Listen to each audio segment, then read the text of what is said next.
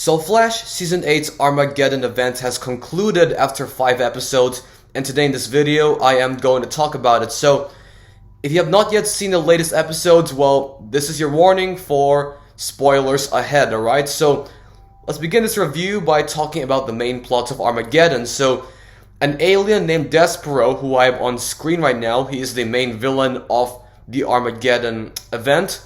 He was banished from his home planet and eventually came to see Earth as his new home. So he explains this to Barry around, I believe it was episode 2, when I guess Barry is trying to get answers as to why Despero is trying to kill him, is so desperate to end Barry's life. And it's revealed that sometime in 2031, so around Central City in the future, Despero witnesses Barry in the future causing the Armageddon event and time travels to 2021 in order to stop him. So essentially, Despero considers Barry as a threat to Earth, alright? So one thing to note though is that unknown to Despero at the time was the true cause of the Armageddon event, which is the reason why Barry had to cause it in the first place. So around the ending of episode 3, where it was revealed that Eobard Thawne, aka the Reverse Flash, was behind most of the timeline changes that led to Barry's life being slowly ruined piece by piece, where we'll get into this because in episode 2 it was revealed that Joe West was killed on May 23rd, 2021, where Barry had actually no memory or recollection of the event ever happening. So this led the viewers to think whether Barry was going either insane or there were any more like insidious like forces at work here. So it was a good episode, and it really gave the a sense of mystery as to what was really going on. So I did enjoy episode 2 and episode 3 because they really did keep this momentum up, alright? So we'll talk about episode 4 and 5 and why they were a bit weaker. Well, actually not a bit, they were a lot weaker than the previous, 3 episodes of the event, alright? So let's go ahead and finish with the summary. So it's later revealed that Thawne, in an attempt to ruin Barry's life after what happened in Season 7 when Barry humiliated Thawne after they defeated Godspeed, Thawne went back into the past and actually killed the younger Barry. He succeeded this time. Then he went ahead and changed a lot of reality. So he killed Joe in the train station, and then he also made sure to steal Barry's life. He actually took Iris West as his own. He even stole Team Flash from Barry. He changed the past, and in the future he essentially made Barry as Reverse Flash instead, as you can see over here. So as a result of this, that's the reason why Barry had to go back in time to fix Thawne's mistakes, and he ran around so fast that the Armageddon event happened. So that is what Despero saw in the future, and since Despero is not aware at the time, he was not aware of Thawne's plan, he thought that Barry was a threat to Earth. So that's what really jump-started the Armageddon event, alright? So, I guess in the last episode, which is part 5, Thawne was fading away from the timeline because of his own mistake. He caused the issue himself, basically turning himself into an even bigger paradox than he already is.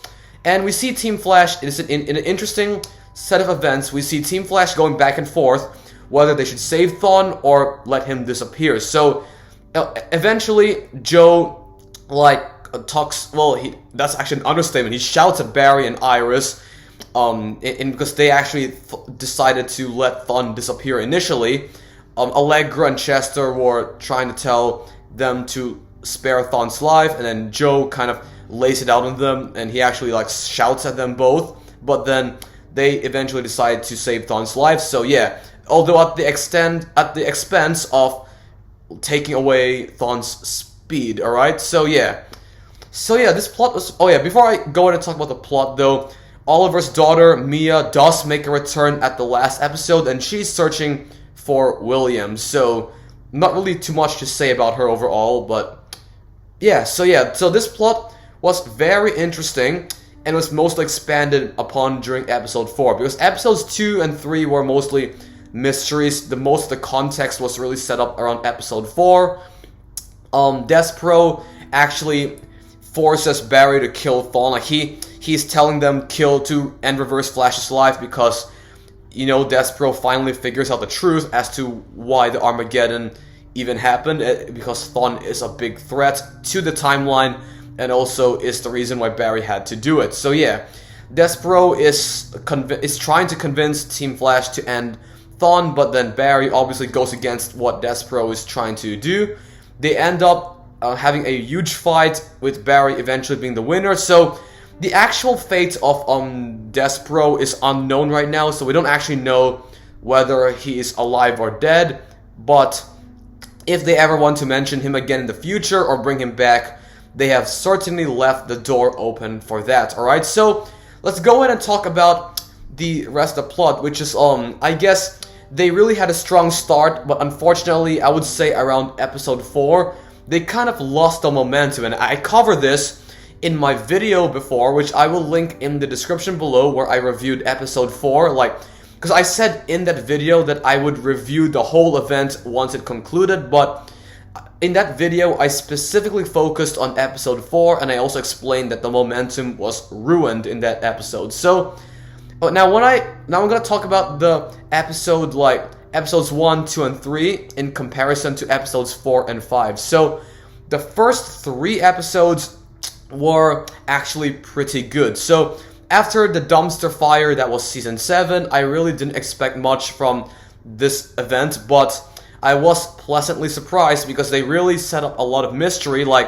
We had the viewers questioning whether Barry was truly going insane as Despero had planned, so it left us wondering whether Despero was actually lying and he was the one turning Barry insane, or Barry was, I guess, losing his mind, or if some other enemy was behind the scenes trying to ruin Barry's life. So around the ending of episode 2, many people were speculating that Eobard Thawne was involved in the events, because who would go through the trouble of trying to ruin Barry's life piece by piece? And we all know that Thawne is the most likely candidate because he really has a vendetta against Barry in general. So I'll be honest with you, I kind of did expect Thawne, but it's still, even though seeing the cliffhanger in episode 3 was still amazing despite me kind of predicting it.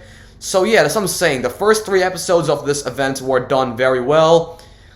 Especially the ending with Joe dying in episode 2, when it's revealed that he died with Barry absolutely not remembering at all what happened. So that left the viewers very surprised and led us to speculate. So it really had that kind of season 1 or season 2 type of feel, where many people online would speculate what really happened. So it kind of kept you wanting more. So that's the only time though. When episode 4 came around, it was really brought down by the amount of family drama of future Team Flash. Alright, so what made it even worse was the fact that this timeline would eventually be retconned.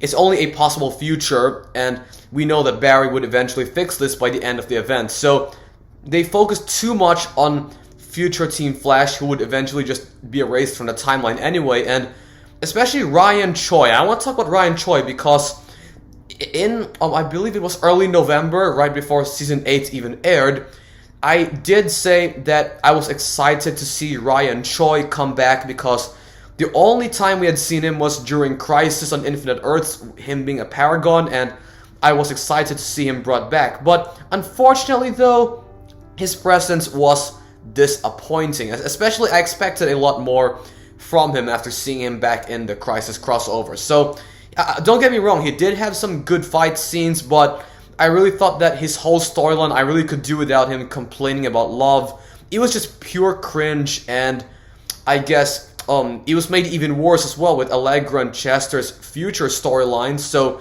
I'm not really sold on these two as characters in general, but oh man, the cringe really ramped up in this event. Alright, so the best parts of this episode, discounting the family drama and these relationship stuff, the relationship stuff is not the problem. It's rather the way they executed the scenes was the problem, because it could have been a nice reveal that there could have been some spark between these characters eventually getting together, but they really focused too much on these, which are unimportant compared to the main event. And at the same time, the acting was cringe as well. It was just, I don't know, like, it just did not work at all. That's all I could say about that. So, anyway, let's get to the best parts of the episode, though, since I kind of went on a rant here.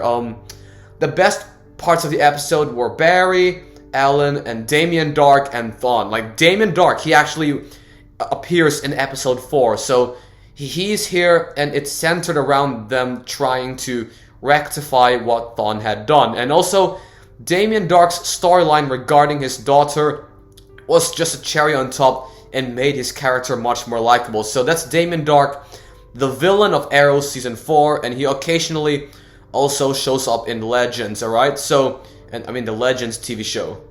So let's go ahead and talk about the Armageddon events as a whole. So, it is definitely a mixed bag in terms of quality. So, don't get me wrong that even though when I say that the Armageddon event goes downhill in the last few episodes, it is not season 7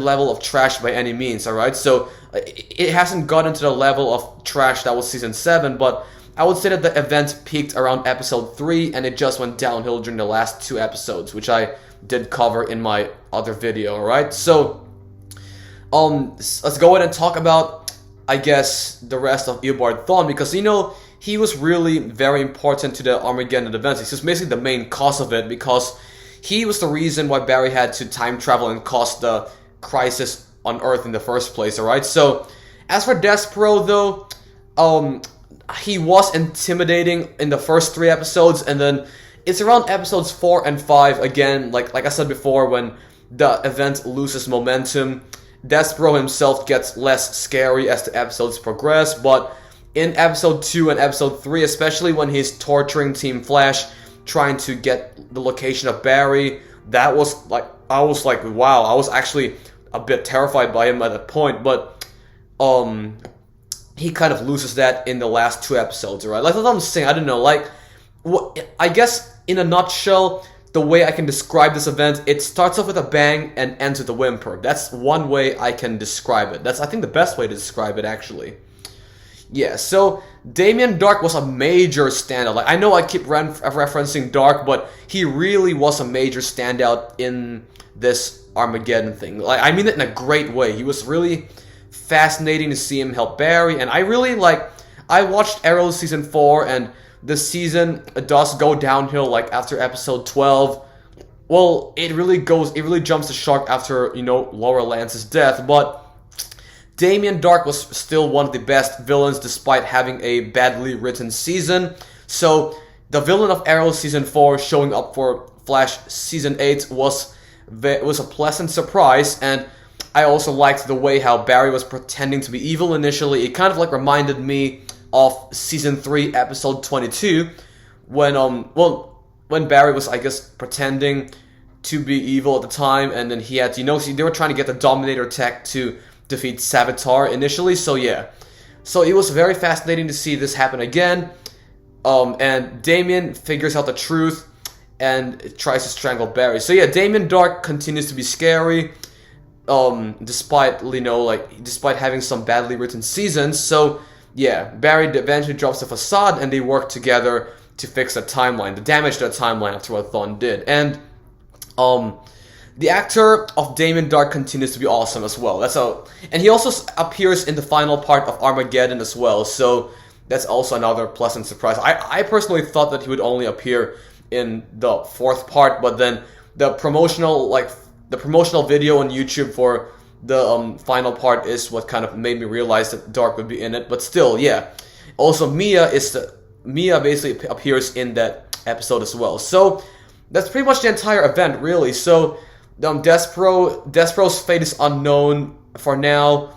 Thawne loses his powers. Like, they go back and forth in trying to, like, either debate regarding letting Thawne die or saving his life. So Thawne, it does survive this episode. Well, he survives the last episode, but at the expense of losing his powers, alright? So, that's it. So, I'm sure Thawne will come back, okay? Look, he's the main villain of the entire show. We are not at the final season yet, and we have to still see the fight with Thawne and young Barry. And, I'm sorry, we have to still see the fight with Thawne and future Barry.